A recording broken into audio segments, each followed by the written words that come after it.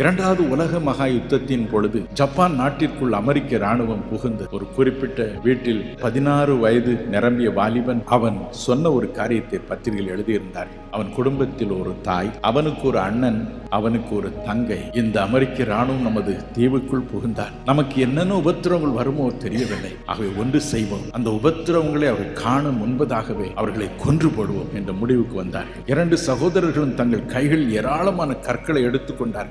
வீசிய தாயை கொண்டார். தாய் கூச்சலிட்டாள். கொஞ்சம் அவர்கள் நிறுத்தவில்லை.